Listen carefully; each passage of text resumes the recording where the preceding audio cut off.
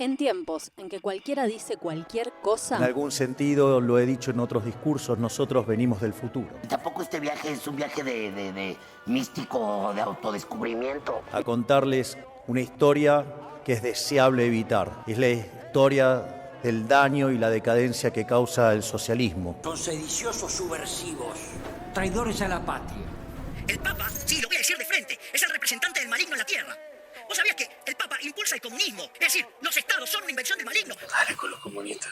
Porque para él somos todos marxistas. ¿Rodríguez Larreta es comunista? Para mí es una persona fuertemente colectivista. ¿Te estás burlando de mí? Al zurdo de mierda no le podés dar ni un milímetro. Pero ¿me podés definir qué le pones de mierda, digamos? Porque son una mierda. Somos superiores moralmente, somos superiores estéticamente, somos mejores en todo. ¿Hasta cuándo tiene que durar este fascismo tuyo? En tiempos en que cualquiera dice cualquier cosa...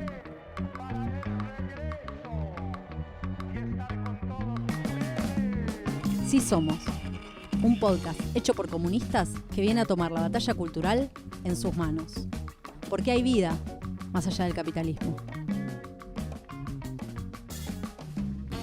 Buenos días, buenas tardes, buenas noches, dependiendo de cuándo sea que estén escuchando este nuevo capítulo de Sí Somos, un podcast hecho por comunistas. Mi nombre es Facundo, estamos acá una vez más con Mile, con Aldo. ¿Qué tal? ¿Cómo se encuentran hoy? Un gusto estar compartiendo esta mesa de nuevo con ustedes después de tanto tiempo. Oli, ¿cómo andan? Yo muy bien porque bueno, nos volvemos a encontrar para seguir pensando el mundo, el país, la crisis del capitalismo, nuestras ideas comunistas. Buena gente, ¿cómo andamos hoy? Por acá con la intensidad que está teniendo la realidad en estos días, pero bueno, pero contento de este sexto capítulo. Tuvimos una pequeña pausa en el medio, nos costó ahí poder darle la continuidad que pretendíamos, pero bueno, es importante en el medio seguir discutiendo colectivamente estas ideas que estamos trayendo. Sí, y eso hicimos estos casi 2 meses que parecieron una eternidad, ¿no? ¿No sintieron eso? Pero bueno, que seguimos construyendo y pensando con otros. Sí, casi 3 van a ser. Es casi 3, tremendo. un montón. Casi 3, tal cual, todo lleva su tiempo, pero bueno, es la tarea de seguir explicando nuestros puntos de vista ante tanta mentira organizada. Ellos cuentan con un aparato enorme, aunque estamos viendo en estos días cómo se derrite un poco ese aparato, pero bueno, este proyecto lo hacemos como un humilde aporte para desembrollar tanto chamullo que meten con tal de seguir explotándonos. Es cierto, casi que me dan el pie perfecto para presentar la temática de hoy, porque justamente nos vamos a meter con un aspecto central de lo que tanto se viene agitando últimamente, que es la famosa batalla cultural. Pensé que eso era lo que veníamos haciendo desde el capítulo 1. Y medio que es la idea del podcast. A ver, explayate un poco más de por dónde vamos a ir. Bueno, me explayo porque es verdad que la batalla cultural es medio todo lo que hacemos.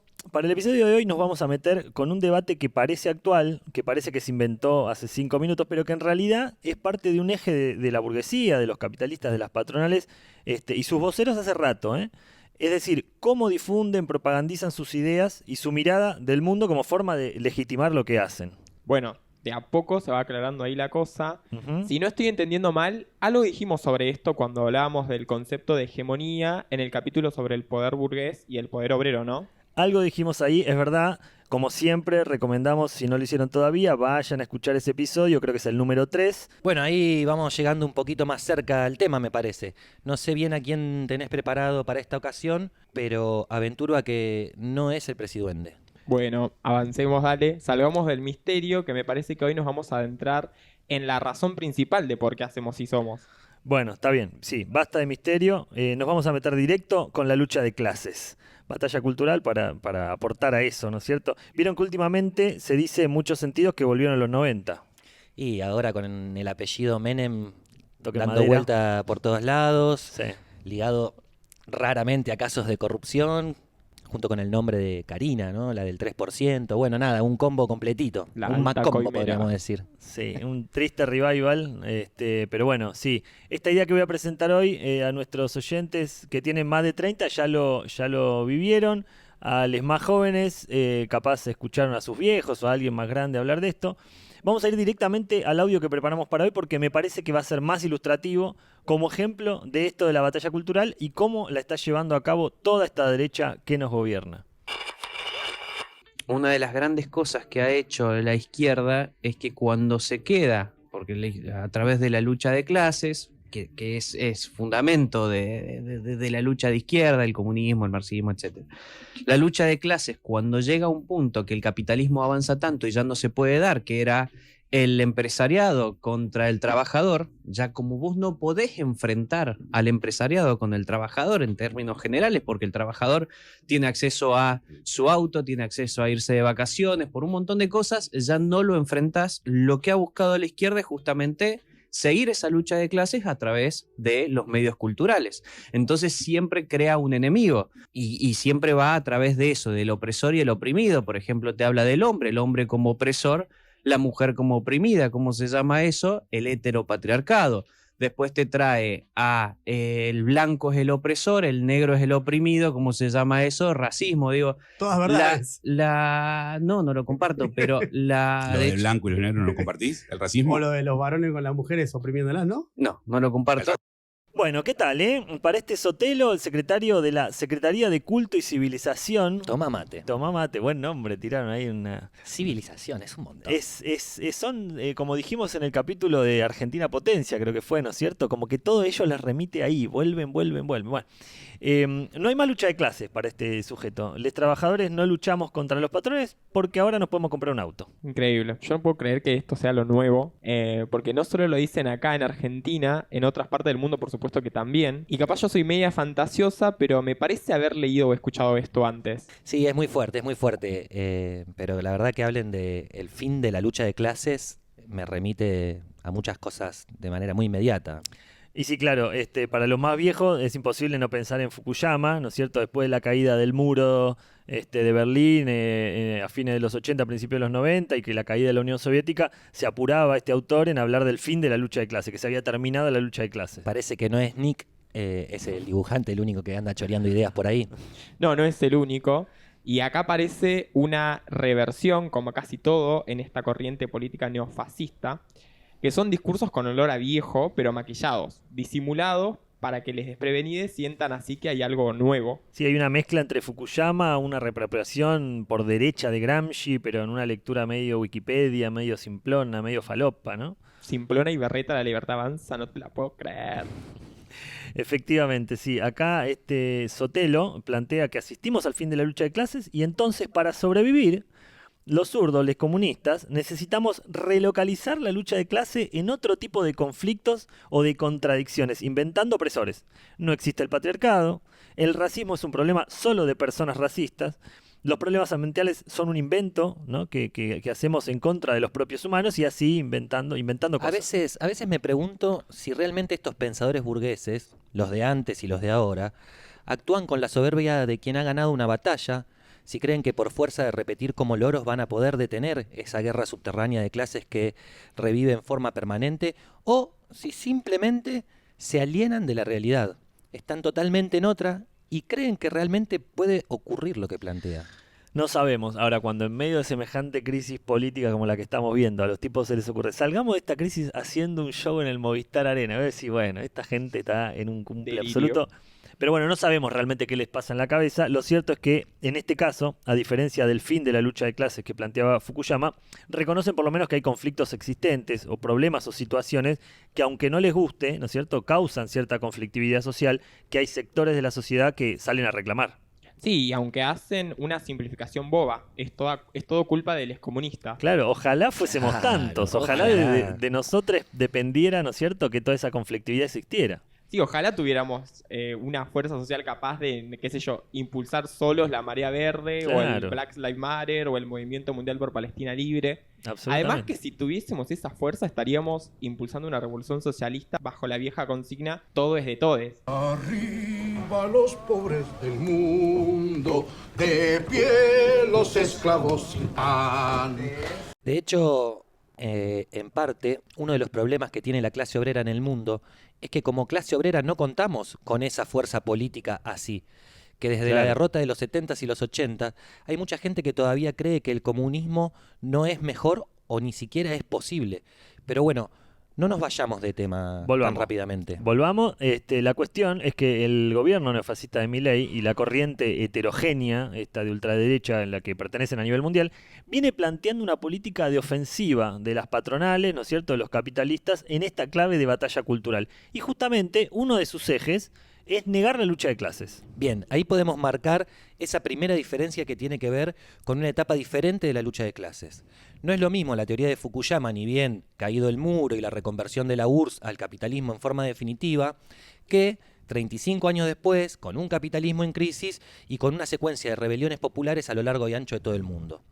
Todos esos procesos, si bien no tuvieron un programa revolucionario, fueron desplegando el poder de negación de la clase trabajadora, es decir, el poder de decir hasta acá, contra esa afirmación de la burguesía que decía hemos ganado definitivamente. Son momentos absolutamente distintos. Claro, una cosa es el momento de auge, de hegemonía liberal y del consenso de Washington en la década del 90, y otra ahora, con una crisis capitalista mundial, con el imperio yanqui en decadencia, bueno, etcétera. El optimismo siempre adelante, ¿no?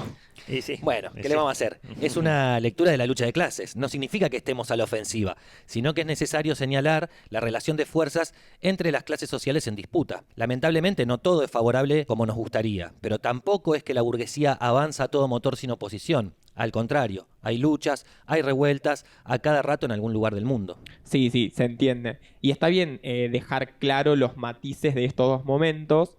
Y un poco en esa línea hay un encuadre para entender las recientes revueltas populares en Nepal, Indonesia, incluso en Francia, ¿no? Perú podríamos agregar, exactamente, sí. Ecuador, sí. Pero bueno, vamos de lleno con lo nuestro. ¿Por qué le decimos al secretario de Culto y Civilización que la lucha de clases es constitutiva del capitalismo? La explotación del hombre por el hombre, ¿te suena eso? Bueno, ahora sí, nos metemos de lleno en la batalla cultural. Lo primero que me gustaría plantear es que vivimos en un sistema social. Bueno, para no repetir lo que ya dijimos en el capítulo 1, ponen pausa acá, escuchan ese y después siguen. Y de paso comentan en redes, dan like, se suscriben, nos comparten y todo lo que siempre les repito. No seas mala, pero bueno, es cierto, ahí está todo, pero déjenme igual tratar de enmarcar un poquito el debate. Cada uno ahí con sus vicios, ¿no es cierto? Bien. Y sí, lo primero que hay que decir es que vivimos en un sistema social donde hay bienes y servicios que son producidos por el trabajo humano. Lo que organiza las relaciones sociales en la sociedad en la que vivimos es justamente cómo son producidos, quiénes los producen y quiénes se adueñan de la riqueza que se produce con el trabajo de miles de millones en todo el planeta. Esa es la estructura material sobre la que se construyen todos los aspectos de la sociedad capitalista. Bien, acá sí ya nos metimos, estamos hasta el pecho, bien metidos con el asunto de la batalla cultural, lo que queremos plantear hoy. Entonces, podemos dejar establecido que en el capitalismo es la clase trabajadora la que produce todo. Ahora, ¿por qué decimos esto? Bueno, ya que Sotelo mencionó al marxismo, podríamos decir que la mejor interpretación de cómo funciona el capitalismo la hizo Marx en El Capital. En su primer tomo arranca demostrando el fundamento de todo esto. Claro, una de esas primeras lecturas que recomendamos cuando hicimos aquel primer episodio de Sí Somos, ¿no? Van a encontrarlo ahí en nuestras redes con el hermoso diseño de Lucía y Santi, ¿no? Pues recomendamos. Besos a las chiques, les queremos. Y bueno, siguiendo entonces, necesitamos profundizar en eso que se produce y que Marx plantea como el centro del capitalismo. Ahí aparece la mercancía, que es la forma que adopta todo producto en el marco del capitalismo y que tiene dos componentes fundamentales: un valor de uso y un valor de cambio. Por eso existe la mercancía, para poder ser usada, poder ser vendida y comprada. Claro. El valor de uso es que efectivamente esa mercancía le sirva a alguien para algo.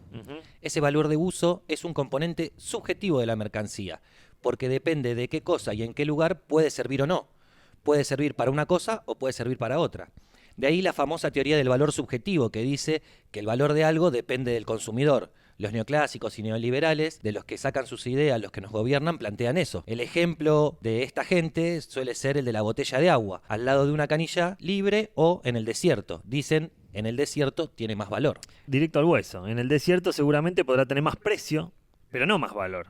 Ahí viene el otro componente, que es el valor de cambio, porque no es lo mismo el precio que el valor, y es muy importante aclararlo porque al confundir ambas categorías, valor y precio, los neoliberales hacen una trampa conceptual abierta. No es casual que el sentido común tienda a ponerlos como sinónimos cuando no lo son en absoluto. Sería casi como una estafa a cielo abierto con la guita de los discapacitados. Muy fuerte, pero vale la analogía. O una cripto.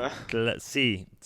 O que te pase guita uno, ¿no? Que vende cosas ilegales y después digas que no, yo ese no lo conozco, soy bien bueno. Ay, qué distraída. Sí, no me di cuenta. Si hay una dimensión que es subjetiva, el valor de uso, hay otra dimensión que es objetiva, que existe, que está ahí más allá de la de cualquier opinión, que es el valor de cambio, que debería entonces poder establecer por medio de una forma objetiva ese valor de cambio. A ver. Claro, ¿qué tienen en común? La botella de agua, la remera que tengo puesta, la mesa en la que apoyamos los micrófonos o los micrófonos mismos. Me atrevo a decir que no son los materiales con los que fueron hechos. Claro, tampoco las máquinas con las que fueron hechas, porque cada línea de producción tiene máquina distinta, por ejemplo. Descartados esos dos, solo nos queda algo que todas las cosas tienen: un tiempo de trabajo incorporado para ser hechas. Trabajos más simples, trabajos más complejos, pero trabajo humano al fin. Y la única forma de medir el trabajo es en tiempo. O sea, que la posibilidad de relacionar esas cosas, es decir, de intercambiar una por otra, es midiendo ese tiempo de trabajo. Exactamente. Ahí establecimos, nosotros no, sino Marx, ¿no es cierto? Claro, el ya valor, quisiéramos. claro, sí. No descubrimos esto a nuestros oyentes, les decimos, no es un invento nuestro, está todo ahí hace ya 170 años más o menos escrito, bueno, casi 180, ¿no? Un montón. Decíamos, Marx plantea el valor subjetivo y el valor objetivo de cualquier mercancía, el valor de uso y el valor de cambio. Para intercambiar cosas tenemos que poder establecer una relación objetiva entre ambas, y la única cosa en común, como bien decía Aldo recién, que tienen es ese trabajo humano incorporado y ese trabajo que se mide en tiempo. Bueno, estamos dando una vuelta grande, pero paciencia con esta explicación, Take it porque easy. estamos tratando de fundamentar por qué consideramos irreconciliable a la clase trabajadora con la clase capitalista. Y tenemos a este personaje Sotelo diciendo que la lucha de clases se acabó porque los obreros se pueden comprar un auto. Sí, como el capítulo anterior, le pedimos paciencia a los oyentes, va a ser un poquito largo, pero vamos a llegar al punto, tengan paciencia. Sí, igual me parece importante esto de reponer el eje de debate. Para Sotelo, la lucha de clases depende de si trabajando me puedo comprar un auto o no. Gracioso que lo diga justo ahora, porque hoy con los salarios que tenemos no estamos ni llegando a fin de mes, así que imagínate al auto. Por lo tanto, no deberían estar tan preocupados por la batalla cultural, sino por el resurgimiento de la lucha de clases lisa y llanamente. Tal cual. Pero más allá de la inconsistencia del propio discurso de este Sotelo, el punto es que los dueños de las mercancías que se venden y se compran no solo tienen autos, tienen mansiones, tienen todos los lujos, y eso es porque tienen acumulada toda la riqueza producida, todo ese valor de cambio producido, todo ese tiempo de trabajo incorporado que no pertenece a quien realmente lo produce, al obrero, a la obrera, sino a quien es dueño de los medios de producción. Algo de esto también ya dijimos en el capítulo 1, que recomendamos nuevamente. Bien. En el texto Trabajo asalariado y capital, Marx pone un ejemplo muy gráfico, muy simple de entender. Te contratan en una fábrica para hacer tornillos por 8 horas, por 50 lucas al día. Todos números al aire, estoy inventando. Pero supongamos que pasadas 4 horas en el torno, contás los tornillos hechos y te das cuenta que ya tenés 50 lucas en tornillos producidos. Listo, trato hecho, me voy a casa. Claro, parás la máquina, te vas a la oficina de personal y le decís, ya cumplí, me llevo las 50 lucas, vuelvo mañana. La patada en el culo que te pegan. Anda a prender la máquina ya que estamos perdiendo tiempo de producción. Ya Aunque quisieras. ¿no será tiempo de trabajo? Totalmente, la patronal te dice, yo te contraté por 8 horas, no por 4, por lo tanto hay que seguir laburando, ¿ok? Y esas 4 horas restantes de tornillos producidos, ¿de quién van a ser? Y del que va a vender los tornillos, es decir, del dueño de la fábrica de tornillos. Esas 4 horas de laburo que no te devuelven en forma de salario, ese día es la famosa plusvalía.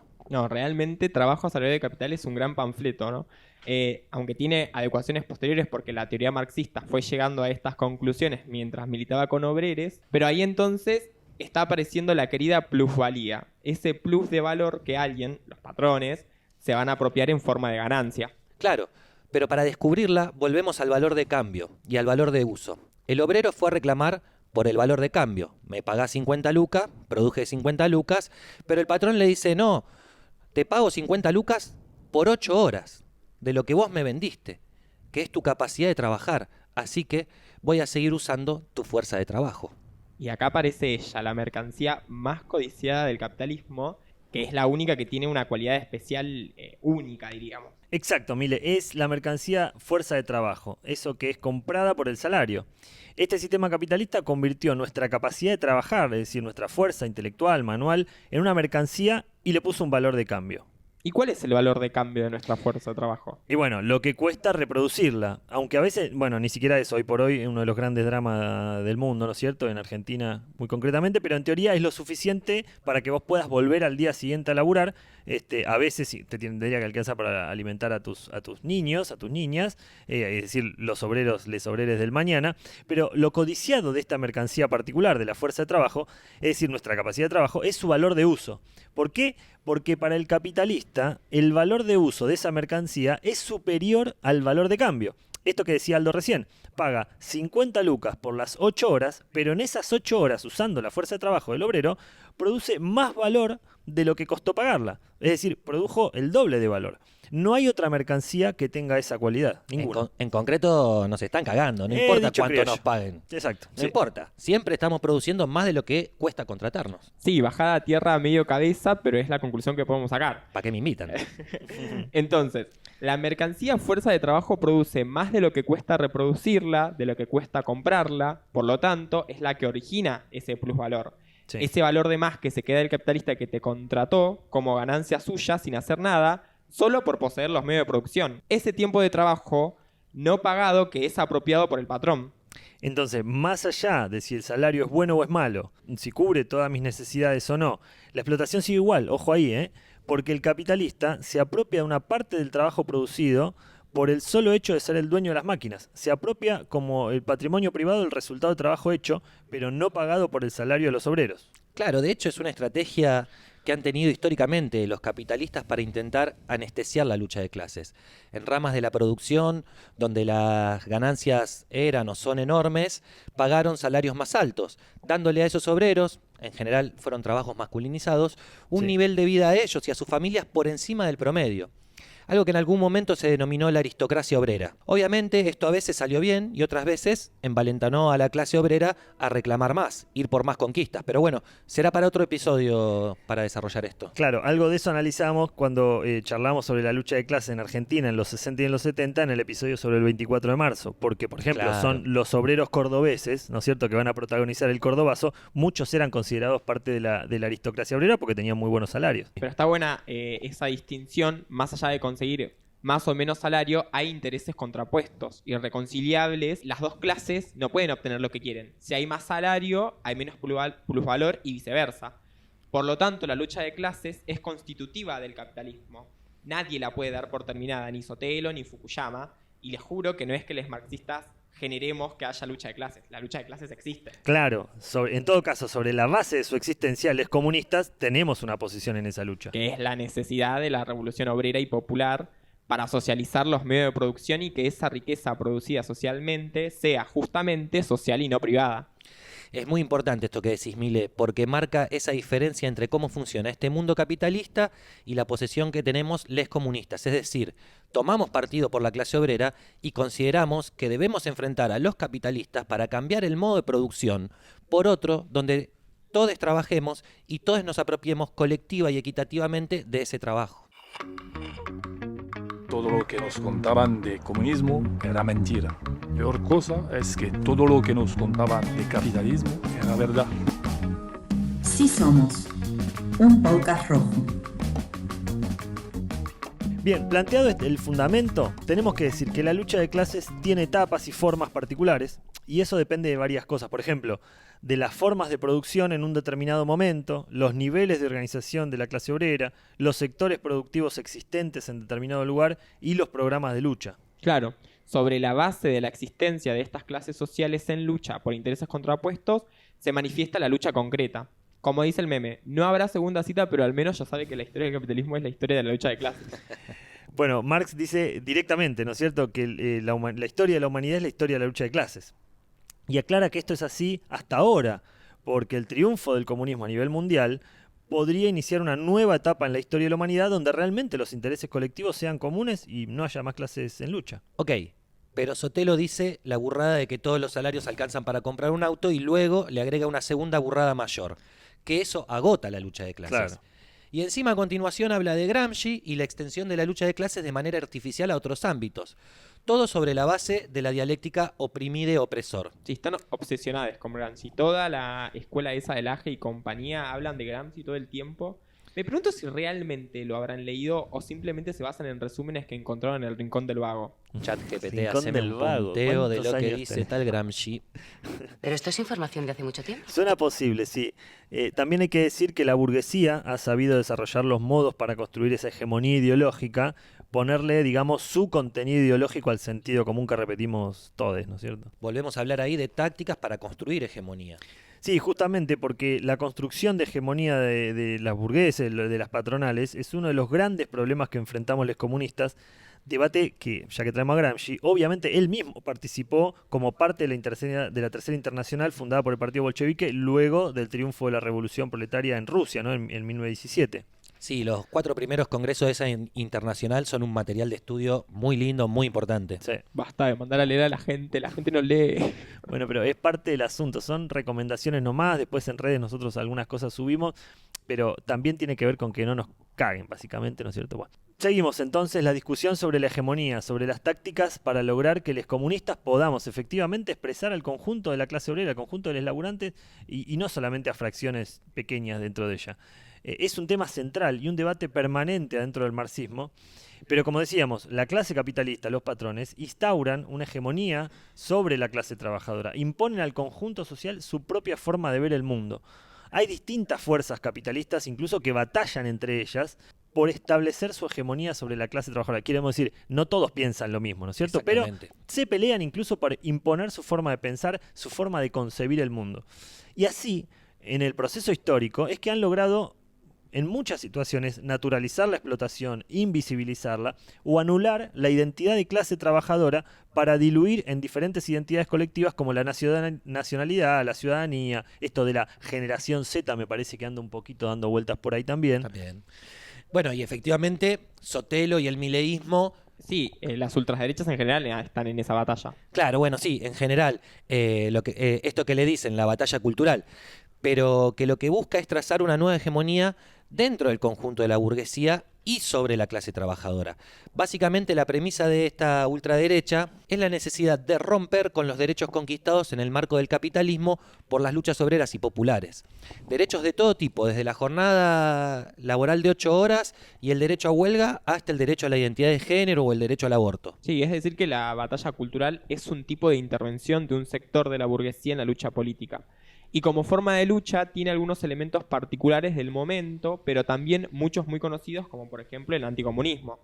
Exactamente, por ejemplo, le discuten al progresismo su forma de conducir el Estado capitalista en el que se reconocen ciertos derechos, luego de inmensas luchas, obviamente. Desde el punto de vista de este sector que expresa Milei en nuestro país, reconocer esos derechos es dejar que avance el comunismo con su agenda. Algo que no es así, evidentemente, ya que, como decíamos al principio, nuestro objetivo estratégico tiene que ver con la destrucción de la explotación de las personas y con la liberación de todos los tipos de opresión. Es decir, que dentro del capitalismo podemos conquistar derechos y los vamos a defender, pero no podemos eliminar la explotación y la opresión.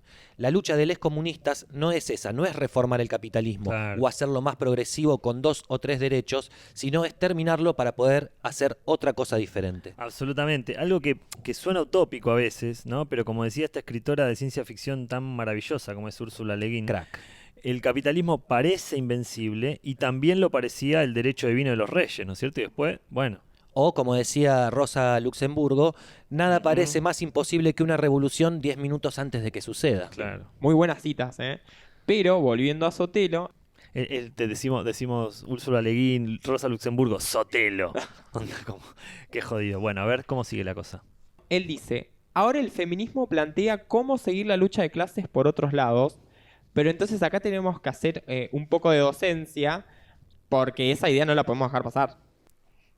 Bueno, las luchas del feminismo no están más allá de la lucha de clase, son parte de ella. El 8 de marzo nace como el Día Internacional de la Mujer Trabajadora, bien de clase el nombre, llevado adelante por militantes obreras y socialistas como Clara Zetkin, y es impulsado como día de lucha a principios del siglo XX, con consignas feministas como el derecho al voto, el derecho a la educación, el derecho al divorcio, el derecho al aborto, entre otras cosas. Y es un día de huelga porque es un día justamente en el que paramos nuestros trabajos productivos y reproductivos, para que se vea que el mundo no funciona sin las mujeres y las disidencias. Porque ahí Sotelo dice que el varón no oprime a la mujer. Y el solo hecho de haber tenido que pelear por estas cosas tan elementales habla de una opresión. Ya lo trabajamos en el primer capítulo. Exactamente. Pero aparte lo que estamos diciendo es que si tu condición de mujer, trans, negra o mapuche, por nombrar algunos ejemplos, agrava la opresión y la explotación capitalista, entonces hay que desarrollar luchas específicas que son parte de la pelea de nuestra clase. No nos dejemos correr, porque en la lucha de clases vamos complejizando cómo comprendemos los problemas que tenemos desde hace siglos y también tomamos los problemas nuevos que aparecen. El agujero de ozono, por ejemplo, no existía en 1848, así que no hay teoría marxista de aquellos años sobre el tema, pero seguimos planteando que el capitalismo en su funcionamiento, que es también un capitalismo racista y patriarcal, es el que oprime, cosifica y destruye. Entonces podríamos decir que lo que tenemos es la lucha de clases manifestándose en sus intersecciones con todas las opresiones existentes. Sotelo creo que son formas de continuar una lucha de clase extinguida, aun cuando es la propia lucha de clases abriéndose paso en sus múltiples formas. Pero también existe la lucha por los intereses comunes de toda la clase trabajadora, esto que un poco retomando lo que decía Mille, que sería el programa de los comunistas, que es, también como decía también hace un ratito Aldo, acabar con la explotación y toda forma de opresión. Ya la citamos a Rosa Luxemburgo, pero Ajá. es eso. Peleamos por otro mundo posible. El problema que tiene el mundo actual es que hay quienes ejercen la dominación y que fuerzan la idea de un supuesto orden natural donde las opresiones no deben ser cuestionadas. Claro. Entonces Sotelo dice, individuos racistas existen, pero no es racista el sistema capitalista edificado sobre la esclavitud y la dominación colonial. No es racista el sistema capitalista que permitió el genocidio judío por los nazis, o el genocidio palestino por Israel, o el genocidio armenio por Turquía. Son individuos que lo hacen al azar. Claro. Raro, ¿no? Sí, sí. No hace falta haber estudiado ciencias sociales para ver que la repetición y la sistematicidad de estos fenómenos los convierte en hechos sociales, no individuales. La pregunta entonces que nos hacemos los comunistas es cómo esas luchas, con todas esas reivindicaciones específicas, se constituyen como parte de un programa más general, que es el programa socialista. Porque también es importante decir que en la concepción marxista, el socialismo es una etapa de la lucha por el comunismo. Fundamental. Claro, es la etapa de transición del capitalismo al comunismo en la que un gobierno obrero y popular, es decir, un gobierno de la verdadera mayoría social, pone al conjunto de los recursos estratégicos de la sociedad al servicio de la mayoría y no de una minoría capitalista. El fondo de la cuestión es ese. Cuando Sotelo dice que se intenta prolongar la lucha de clases a través de otras reivindicaciones, falsea la realidad abiertamente, generando incluso un ocultamiento de la acción de su propio gobierno. A ver, ¿cómo sería eso? Es que el gobierno de Milei es de un contenido de clase abierto. Todas sus medidas son para beneficiar a los capitalistas más concentrados y a los monopolios de potencias imperialistas. Todo el discurso de la motosierra, que es ajuste sobre jubilados, salud pública, educación pública, es decir, conquistas populares. Bueno, todo ese discurso es simultáneo al blanqueo de capitales, a los beneficios para los capitalistas. Gobierno de guerra contra la clase trabajadora. Totalmente. De hecho, pequeño paréntesis, Cristalina Georgieva, la jefa máxima del Fondo Monetario Internacional, dijo que a Argentina lo que tendría que hacer es disminuir un 40% el poder adquisitivo de la clase trabajadora. Sí. Bueno, en esto queda chico, es un detalle de color, ¿no es cierto? 2 intentos concretos que hubo en Argentina de anular por decreto el derecho a huelga. O sea, más claro, échale agua. Sí, no hay nada que tenga un contenido más de clase que buscar prohibir la huelga. Totalmente. Que es la forma histórica de lucha de la clase trabajadora. Negarse a trabajar, paralizar las fábricas, es la acción que muestra la realidad de la lucha de clases en un solo acto. Simple y claro, sin trabajadores no se puede producir. Y como contracara, las experiencias de ocupación obrera y la apuesta a producir ante el abandono de las patronales, algo que también ya mencionamos algo cuando hablamos del 2001 y todo esto, muestra la otra cara de la lucha de clases, que son lo que los patrones no pueden producir sin obreros, sin obreres, pero sí los trabajadores podemos producir sin patrones. Así que de paso saludamos a los compañeros y las compañeras de Madi Graf, de la ex Donnelley, que consiguió la expropiación después de 10 años de lucha. Sí, un saludo a los compañeros que son de allá de mi zona. Ajá. Estos son ejemplos donde podemos ver clarito cómo funciona el capitalismo, quiénes efectivamente tienen la capacidad de producir la riqueza social y quiénes efectivamente se apropian de ella sin producirla. El fundamento último de la lucha de clase, que tanto Sotelo como la Runfla que acompaña a Milei conocen bien, ya que en todas sus intervenciones cargan las tintas contra la clase trabajadora y sus conquistas. Es una típica operación de gobiernos capitalistas, negar el fundamento de la lucha de clases, a pesar de ser gobiernos que intervienen abiertamente en esa lucha. Ahora bien, ¿qué hacemos ante un gobierno y sus personeros que proponen el enfrentamiento de clase en forma tan abierta? La pregunta lanzada a la situación actual y que muchos activistas nos hacemos toda la semana. Totalmente, porque hasta acá, en todo un sector de la oposición burguesa, prima el desánimo. Y eso puede contagiar a mucha gente. Totalmente. El decir, qué violentos, qué increíbles, defendamos lo que tenemos, lo que había, aunque era malo, era mejor, etcétera. Y entonces se construye un discurso conservador, en el que no habría que moverse prácticamente para no perder más de lo que estamos perdiendo. El mal menorismo, ¿no? Lo que se conoce Claramente. como el mal menor ante lo peor, digamos. Sí, incluso ante la deriva autoritaria del gobierno plantean la defensa de instituciones que son propias de la dominación de clase y que son las que nos trajeron hasta acá. Totalmente, vamos a decirlo así taxativamente, lo subrayamos para que no haya duda. Los comunistas defendemos las libertades democráticas, los derechos conquistados, las organizaciones de la clase y las organizaciones populares, pero eso no nos lleva a decir que esta democracia en la que vivimos, esta democracia para ricos, esta democracia burguesa, esté andando bien. De hecho, es esta democracia burguesa la que permitió el triunfo de Milei, porque en ninguno de los procesos políticos que van en Argentina del 83 hasta acá se atacó de base la sustentación de la reacción de la derecha, porque la fuerza de estas opiniones políticas no vienen del cielo, vienen de sectores concretos de las patronales que lo financian, que construyen personajes, que facilitan estructuras para presentarse elecciones, etc. Y de hecho... Los narcos también, ¿no? Obviamente, poniendo guita ahí apostando. De hecho, muchas veces ponen en más de un frente para, ¿no? Alguno va a ganar. En todo lo que te pueda. Claro. El sistema democrático burgués en el que vivimos está armada para que solo la gente que viene financiada por sectores de la clase dominante y es fogueada por esa clase dominante en los medios también, pueda ganar las elecciones. Sí.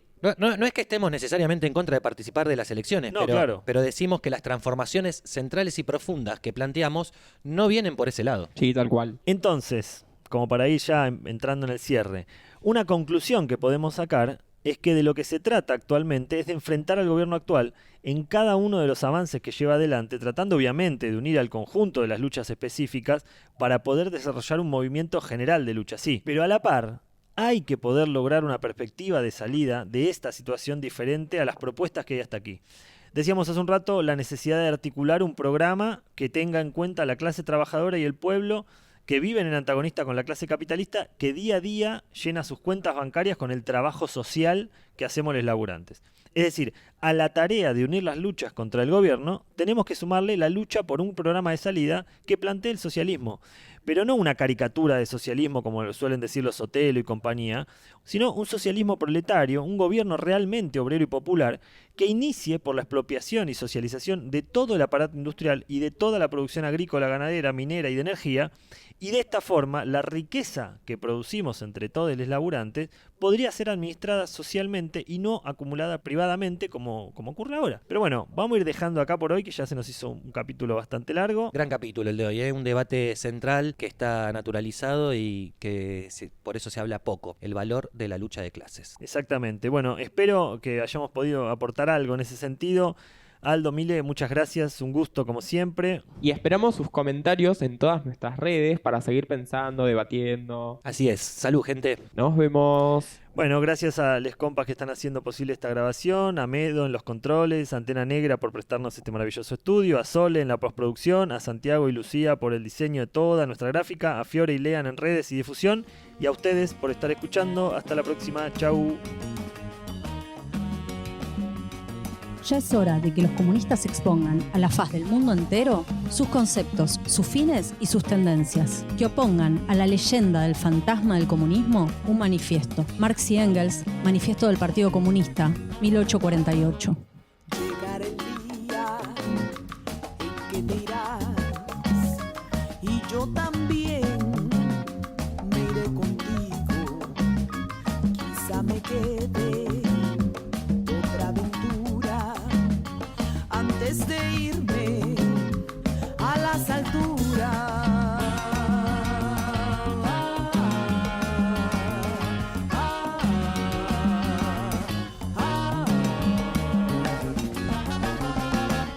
Llegará el día en que te irás, cuida tu astucia, honra tu baile. Yo te pregunto, ¿me acompañarás?